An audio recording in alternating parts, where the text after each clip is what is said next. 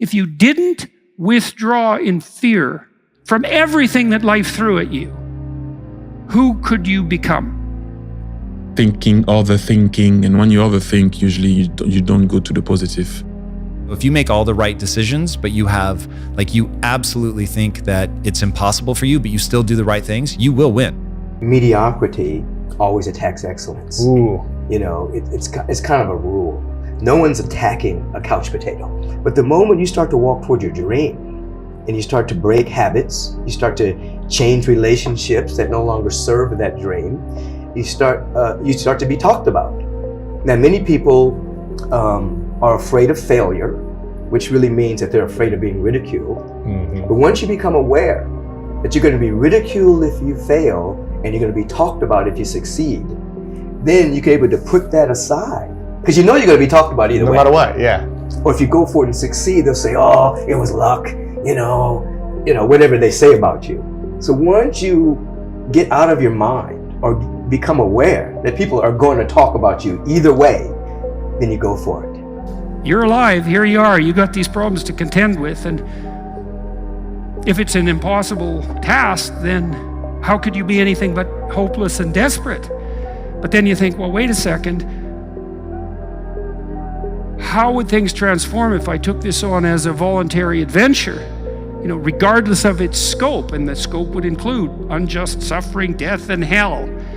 And that's not just some religious or metaphysical vision. It's like, no, you're actually going to have to contend with that in your life, in whatever way those things make themselves manifest to you personally. That's coming, man. And so maybe you better get prepared. So you can't say you want to be successful. You can't say there's certain dreams and goals, there are things you want to have and things you want to be if you are still average. Success and average have absolutely nothing to do with each other. This is what I'm telling you. Your boss can't stand average. Your coach can't stand average. Your teacher can't stand average. Your spouse, listen to me, your mama might put up with it. Your daddy might put up with it. But listen to me very closely. Nobody really likes average. Some people have a problem for every solution. Some people don't believe that they can achieve at a high level. Some people are okay doing what average people do, doing just enough to get by. But that's not you. You have dreams, you have goals, you have aspirations, you have desires. And you are taking action to make all of your dreams a reality. If you practice forthright and voluntary exposure to that which terrifies and dismays you, it transforms you. Much of the biochemistry of motivation and emotion is transformed when you take a stressor, which could be oppressive and paralyze you and cause you to withdraw, and you reverse that and you decide to advance. It's like a different spirit inhabits you. And I mean this physiologically. There's a whole different pattern of being that makes itself manifest in you neurologically and psychophysiologically and pharmacologically. So you take it on as a challenge, right? And that transforms you at a cellular level too, because one of the things we've discovered in recent years is that if you do something new and complex, then that turns on that parts of your DNA that haven't produced proteins before will start producing new proteins and reconstruct you from the cellular level up. So it's a deep transformation, and we have no idea how deep. And again, you could ask yourself, if you didn't withdraw in fear from anything from everything that life threw at you, who could you become? The only belief that matters is that if I put energy and effort into getting better, I actually will get better. And so you can look at anything and say, okay, maybe I suck at this right now, which was the key realization for my life. Okay, I actually am not good. Like, my father-in-law wasn't crazy. I really wasn't anywhere useful for his daughter at that time. My mom wasn't crazy. I really was lazy. So she was just picking up on the fact that I was tremendously lazy. She wanted me to be successful, but she was just looking at my behavior. And so I hadn't been misidentified. People just didn't calculate how much I could change, and that I would so grasp onto the ability to change as an emotional life raft. And so the big switch was that I decided to believe that I could get better. And once I made that decision, it aligned my behaviors with skill acquisition. And that's all life is.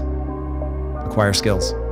Listen to me. Don't keep calling me and telling me you're going to get on the dean's list. Do me a favor. Don't tell me you're going to be on the honor roll. Shut up. Go to work and show me. Show me what you got. The extraordinary mindset. You are determined to make the impossible possible. You are determined to make the unbelievable believable. You are determined to do more each and every day than that average person will do in a whole week. You are determined to do more in a month than an average person does in a whole year. So if what you're hung up on is you just can't ever fathom that being true, then saying it may begin to form this it erodes this lack of belief that it's possible.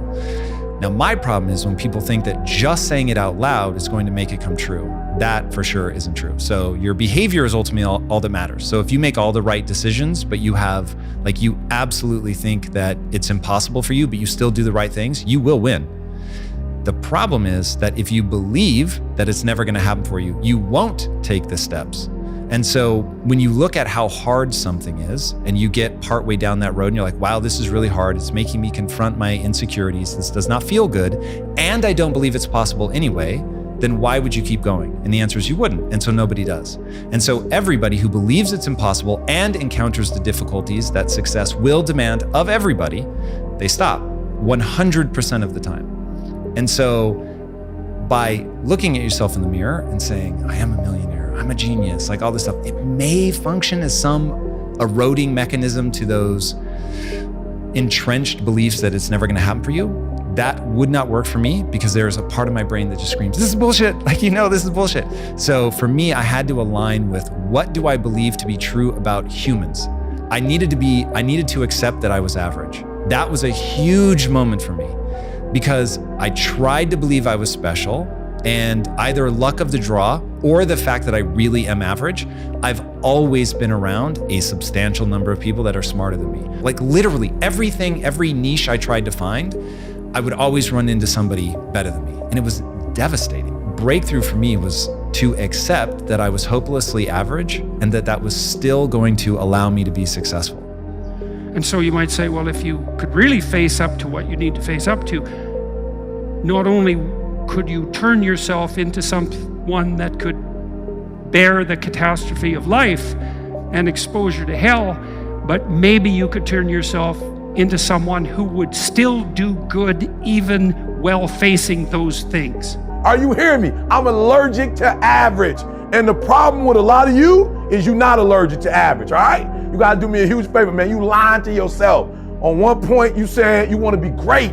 You want to do great things. You want to have greatness. You want to be great. Listen to me. But on the other hand, for real, you comfortable with average. And I told you, listen to me. I don't care what side of the railroad track you were born on. I don't care if you were affluent. I don't care if you privileged. I don't care if you grew up in poverty, with the father, without a father, with a mama, without adopted. I don't care. Listen to me. The reason why I'm telling you that I'm allergic to average is not personal. ET is allergic to it because success is allergic to average. Are you hearing what I'm telling you? Success and average don't have nothing to do with each other. If the people in your circle are average, we don't do average. We won't do average. I need you to have a CEO mindset. Champion energy only. Some of y'all, you lying to yourself. You say you want to be great. You say you want to get to the next level. You say you want to be dominant on that field. You say you want to go to the Final Four. You say you want to be a national champion. Listen to me. You say you want a promotion. You say you want to start your own business. But listen to me very closely. You talk too much. Shut up, get in the lab, and let's go to work.